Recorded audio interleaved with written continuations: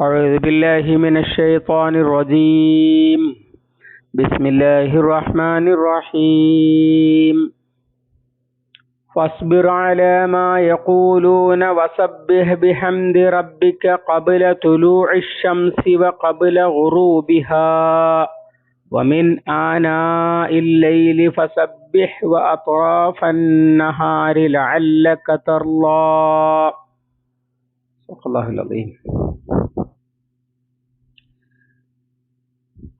സൂറത്തു ത്വാഹയിലെ 130 ആയത്ത്. ഫസ്ബിർ, അതിനാൽ താങ്കൾ ക്ഷമിക്കുക, അലാമാ യഖൂലൂന, അവർ പറയുന്നതിൻ്റെ പേരിൽ, അല്ലെങ്കിൽ അവർ പറയുന്നതിൻ്റെ കാര്യത്തിൽ. വസബ്ബിഹ്, താങ്കൾ പ്രകീർത്തനം ചെയ്യുക. ബിഹംദി റബ്ബിക, താങ്കളുടെ നാഥന്റെ സ്തുതി കൊണ്ട്, അഥവാ നാഥനെ സ്തുതിച്ചുകൊണ്ട് എന്ന് ഉദ്ദേശം. ഖബല തുലൂഇ ശംസി, സൂര്യോദയത്തിന് മുമ്പ്. ഖബല ഖുറൂബിഹ, അതിൻ്റെ അസ്തമയത്തിൻ്റെ മുമ്പും. വമിൻ ആനാഇൽ ലൈലി, രാത്രിയുടെ വേളകളിലും, അല്ലെങ്കിൽ രാവിന്റെ പ്രത്യേക യാമങ്ങളിലും, പ്രത്യേക ഘട്ടങ്ങളിൽ നടത്തും. ഫസബ്ബിഹ്, താങ്കൾ പ്രകീർത്തനം ചെയ്യുക, അതിനാൽ താങ്കൾ പ്രകീർത്തനം ചെയ്യുക. അത്റാഫൻ നഹാരി, പകലിന്റെ അറ്റങ്ങളിലും. ലഅല്ലക തർളാ,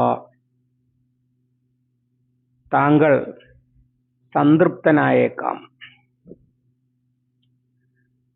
അള്ളാഹുവിന്റെ മുൻകൂട്ടിയുള്ള ചില നിശ്ചയങ്ങൾ, നിശ്ചിത അവധികളും ഒക്കെയാണ് എതിരാളികൾ മുൻകഴിഞ്ഞ സമൂഹങ്ങൾ നശിപ്പിക്കപ്പെട്ടതുപോലെ നശിപ്പിക്കപ്പെടാതിരിക്കാൻ താമസം വരുന്നതിൻ്റെ കാരണം എന്നാണല്ലോ മുകളിൽ പറഞ്ഞത്. അത് വെച്ച് റസൂൽ സല്ലല്ലാഹു അലൈഹി വസല്ലമയെ ആശ്വസിപ്പിക്കുകയാണ്. ഫസ്ബിർ, അതിനാൽ, അഥവാ ഇങ്ങനൊരു അള്ളാഹു നിശ്ചയിച്ച അവധിയുണ്ട്, അള്ളാഹു മുന്നേ ഒരു തീരുമാനം പ്രഖ്യാപിച്ചിട്ടുമുണ്ട്. അതുള്ളതിനാൽ ഫസ്ബിർ, താങ്കൾ ക്ഷമിച്ചു ഉറച്ചു നിൽക്കുക. സബർ സ്ഥൈര്യമാണ്. അഥവാ അവരുടെ എതിർപ്പിന്റെ പേരിൽ മനസ്സ് മടുത്ത് പിന്നോട്ട് പോകാതിരിക്കുക. അതുപോലെ തന്നെ അവരെ നശിപ്പിക്കുന്ന കാര്യത്തിൽ അവരുടെ ധിക്കാരം പരിഗണിച്ച് അള്ളാഹുവിന്റെ അവധി എത്തുന്നതിന്റെ മുമ്പ് തന്നെ അവര് നശിച്ചു കാണാൻ വേണ്ടി ആഗ്രഹിച്ച് പ്രാർത്ഥിക്കുകയോ പ്രവർത്തിക്കുകയോ ചെയ്യാതിരിക്കുക. സഹാബിമാരിൽ ചിലരൊക്കെ നബി സല്ലല്ലാഹു അലൈഹി വസല്ലമയോട് വന്ന് പറയാറുണ്ടായിരുന്നു, നൂഹ് നബി അലൈഹിസ്സലാം ജനതക്കെതിരിൽ പ്രാർത്ഥിച്ചതുപോലെ പ്രാർത്ഥിക്കും നബി എന്നൊക്കെ. അത് രണ്ടും വേണ്ട എന്നാണ്. ഫസ്ബിർ അലാ മാ യഖൂലൂൻ, മനസ്സുമടുത്ത് പിന്നോട്ട് തളരേണ്ടതുമില്ല, അതുപോലെ തന്നെ അവര് ഉടനെ തന്നെ നശിക്കണം എന്ന് ആഗ്രഹിക്കേണ്ടതുമില്ല. പകരം ക്ഷമാപൂർവമായ ദൗത്യ നിർവഹണം തുടരുക എന്നാണ് പറഞ്ഞതിന്റെ താല്പര്യം. വസബ്ബിഹ് ബിഹംദി റബ്ബിക, റബ്ബിനെ സ്തുതിച്ചുകൊണ്ട് പ്രകീർത്തിക്കുകയും ചെയ്യുക. അഥവാ അള്ളാഹു എന്താണ് ഇതൊന്നും കാണുന്നില്ലേ എന്ന് പരിഭവപ്പെടുകയല്ല വേണ്ടത്. അള്ളാഹുവിന്റെ ആസൂത്രണവും അവന്റെ തീരുമാനവുമൊക്കെ അതൊക്കെയാണ് നല്ലത് എന്ന് മനസ്സിലാക്കി അതിലൊക്കെ സന്തോഷിച്ച് അതൊരു നിഅമത്താണ് എന്ന് തിരിച്ചറിഞ്ഞ് അതിന്റെ പേരിൽ അള്ളാഹുവിനെ സ്തുതിക്കുകയും പ്രകീർത്തിക്കുകയും ചെയ്യുക. സ്തുതിക്കൽ നിഅമത്തിനാണല്ലോ. അള്ളാഹു അവരെ നശിപ്പിക്കാത്തത്, അവർക്ക് ഒരു അവധി നിശ്ചയിച്ചിരിക്കുന്നത് ഒക്കെ ഖൈറാണ് എന്ന് വിചാരിക്കുക. അതൊരു നിഅമത്താണെന്ന് കരുതുക. അല്ലാതെ അള്ളാഹു എന്താണ് ഈ കാണിക്കുന്നത് എന്ന് പരിഭവപ്പെടാതിരിക്കുക. എന്നിട്ട് അങ്ങനെ എല്ലാം അറിയുന്ന അള്ളാഹുവാണ് എൻ്റെ നാഥൻ എന്ന ബോധത്തോടുകൂടി അവനെ വാഴ്ത്തുക. പിന്നെ പറഞ്ഞത് അതിൻ്റെ സമയങ്ങളാണ്. ഖബല തുലൂഇ ശംസി, സൂര്യോദയത്തിന്റെ മുമ്പ്. ഖബല ഖുറൂബിഹ, അസ്തമയത്തിന്റെ മുമ്പും. അമിൻ ആനാഇൽ ലൈലി, രാത്രിയുടെ വേളകളിൽ എന്നാണ്. അല്ലാന എന്ന് പറഞ്ഞാൽ ഇപ്പോൾ, അതിന്റെ ബഹുവചനമാണ്. ഒരുപാട് അല്ലാനകൾ, അതാണ് ആനാഇൽ ലൈലി, രാവിന്റെ ആനിം ബാഴ്ത ആനിം എന്നൊക്കെ പറയും. ഒരു തവണ അതിന്റെ ശേഷം അടുത്ത തവണ എന്ന പോലെ. ആനാവ് ബഹുവചനമായതുകൊണ്ട് തന്നെ അറബിയിലെ ബഹുവചനം അനുസരിച്ച് 3 ഘട്ടങ്ങൾ ഉണ്ടാകും, 2 ഘട്ടങ്ങളിലല്ല. ഫസബ്ബിഹ്, അതുപോലെ താങ്കൾ പ്രകീർത്തനം ചെയ്യുക. അത്റാഫൻ നഹാരി, ഫസബ്ബിഹ് അത്റാഫൻ നഹാരി, പകലിന്റെ അറ്റങ്ങളിൽ. തറഫ് എന്ന് പറഞ്ഞാൽ ഗായത്ത് അല്ല, ആ അറ്റമല്ല, പകരം ഓരോരോ ഘട്ടങ്ങളുടെ അറ്റങ്ങളാണ്. നമ്മുടെ ഈ പഴയ 20 പൈസ നാണയം ഒക്കെ ഉണ്ടായിരുന്നല്ലോ, അതിന്റെ മുമ്പ് 3 പൈസ നാണയം, വിവിധ തറഫുകളുള്ളത്, 6 തറഫ്, അതുപോലെ 5 തറഫ്, 6 തറഫ്, 8 തറഫ് ഒക്കെയുള്ള നാണയങ്ങൾ. അതാണ് തറഫ് എന്ന് പറഞ്ഞാൽ. അതിന്റെ ഒരു നൂലിന്റെ അറ്റമല്ല തറഫ്, ഒരു തുണിയുടെ വ്യത്യസ്ത മടക്കുകൾ എന്നൊക്കെ പറയുന്ന പോലെ. അത്റാഫ് നഹാർ, അതും ബഹുവചനം പ്രയോഗിച്ചത്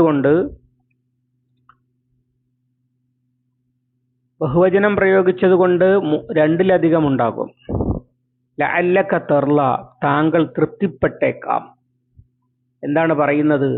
അവരെന്തെങ്കിലും പറഞ്ഞുകൊള്ളട്ടെ, താങ്കൾ അള്ളാഹുവുമായി അടുക്കുക. ഈ സംഭവിക്കുന്നതിന്റെ പേരിലൊക്കെ അള്ളാഹുവിനെ സ്തുതിക്കുകയും പ്രകീർത്തിക്കുകയും ചെയ്യുക. അതിന്റെ സമയങ്ങൾ പറഞ്ഞതിനെ മുഫസ്സിറുകൾ പലരും നമസ്കാര സമയങ്ങളായി വ്യാഖ്യാനിച്ചൊപ്പിക്കാൻ നോക്കിയിട്ടുണ്ട്. യഥാർത്ഥത്തിൽ അത് ഒക്കൂലല്ലോ. ഖബല തുലൂഇ ശംസി, അവർ പറയുന്നത് ഇങ്ങനെയാണ്, ഇമാം ഇബ്നു കസീറൊക്കെ. ഖബല തുലൂഇ ശംസി എന്ന് പറഞ്ഞാൽ സൂര്യോദയത്തിന്റെ മുമ്പ് എന്ന് പറഞ്ഞാൽ ഫജ്ർ അഥവാ സുബ്ഹ്. ഖബല ഖുറൂബിഹ എന്ന് പറഞ്ഞാൽ സൂര്യാസ്തമയത്തിന്റെ മുമ്പ് അഥവാ അസ്ർ. മിൻ ആനാഇൽ ലൈലി, ആനാഇൽ ലൈൽ എന്ന് പറഞ്ഞാൽ മഗ്രിബും ഇശായും തഹജ്ജുദും.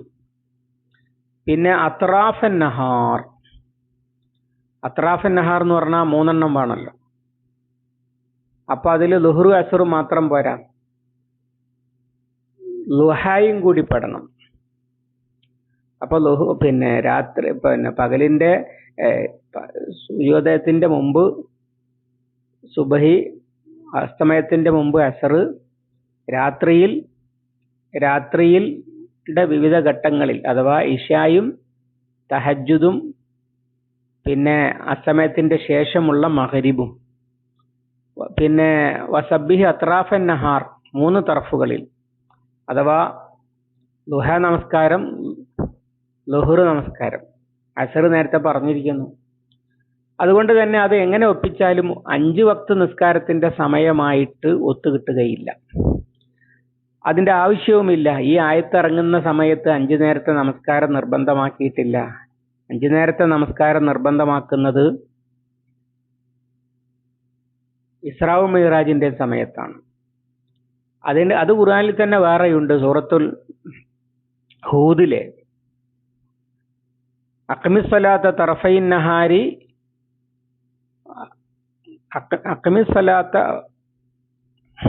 അഖ്മിസ്സലാത്ത തറഫൈൻ നഹാരി വ സുലഫം മിനൽ ലൈലി. സൂറത്ത് ഹൂദിലെ 114-ാമത്തെ ആയത്തിൽ പകലിന്റെ 2 അറ്റങ്ങൾ, തർഫ്, 2 തർഫുകൾ, തർഫൈൻ നഹാരി, അപ്പൊ 2 നമസ്കാരമായി. പകലിന് 3 തർഫുണ്ട്, പ്രഭാതം 1 തർഫുണ്ട്, അപ്പൊ നിസ്കാരം നിർബന്ധമില്ല. പിന്നെ ളുഹ്ർ 1 തർഫിലും അസർ അടുത്ത തർഫിലും. പിന്നെ സുലഫം മിനൽ ലൈലി, രാവിന്റെ ഘട്ടങ്ങളിലും.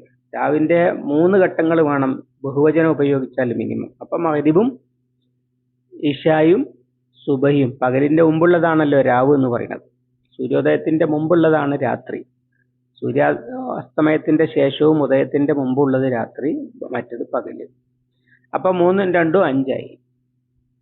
ആ 5 പറയുന്നതും സൂറത്ത് ഹൂദ് ഇറങ്ങുമ്പോൾ നമസ്കാരം നിർബന്ധമാക്കിയിട്ടില്ല. പിന്നീട് 5 നേരത്തെ നമസ്കാരം നിർബന്ധമാക്കിയപ്പോൾ അത് അതിന് ഫിറ്റായി വരികയാണ്, അല്ലെങ്കിൽ ആ സമയം നിശ്ചയിക്കപ്പെടുകയാണ് ചെയ്തത് എന്നാണ് മനസ്സിലാക്കാൻ കഴിയുക. ഇതുപോലെ ഫാത്തു ഹഖഹു യൗമ ഹസാദിഹി എന്ന് പറയുന്നുണ്ട് മക്കയിൽ ഇറങ്ങിയ സൂറ അൻആമിൽ. കൊയ്ത്തിന്റെ സക്കാത്ത് അതിന്റെ കൊയ്ത്ത് സമയത്ത് തന്നെ കൊടുക്കണം, വിളയുടെ സക്കാത്ത് എന്നാണ്. ആ ആയത്തിറങ്ങണ അന്ന് സക്കാത്ത് ഒന്നും നിർബന്ധമാക്കിയിട്ടില്ല. പിന്നീട് സക്കാത്ത് നിർബന്ധമാക്കിയപ്പോൾ അതനുസരിച്ചാക്കി എന്ന് മാത്രം. എന്നതുപോലെ ചുരുക്കത്തിൽ ഇത് നമസ്കാരത്തിന്റെ സമയം വിവരിക്കുന്ന ആയത്തല്ല. പിന്നെ മുസവി ശരീഅത്തിൽ ഉണ്ടായിരുന്നത് 7 നമസ്കാരമാണ്.